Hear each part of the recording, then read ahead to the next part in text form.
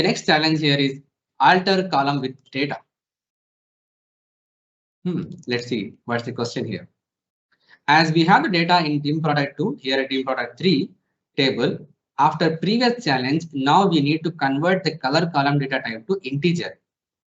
Write a script to convert data type of the column color in dim product 2 table. Okay. So if you say this one dim product 3, because the query is 2 here, but actually I need 3 here, sp underscore help and then dim product 3.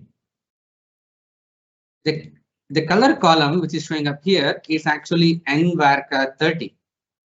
N varchar 30 and nullable equal to no. So we need to pass some values. So this I need to convert into an integer value because we are taking that values from the master. Either it can be just integer or it can be small int. But here in our case, the requirement is to convert this to be an integer. So we'll use the integer itself, not the small int. For this, what is the statement? So we need to use alter table, which is the dim product 3, alter table dim product 3, and then alter column, and then specify the column name, which is color, and it has to be integer. If you are converting these in integer, just make sure that every single cell available on this particular color column, it has to be integer value. If there is a text value, then it's not going to work on that.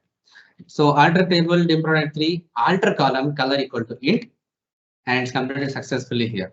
Now, if you look into this one, you will not see any difference here because the data is already there. But if you run this one sp help 3 and go to this one, which is the color column, and here you can see it has converted it into integer one here.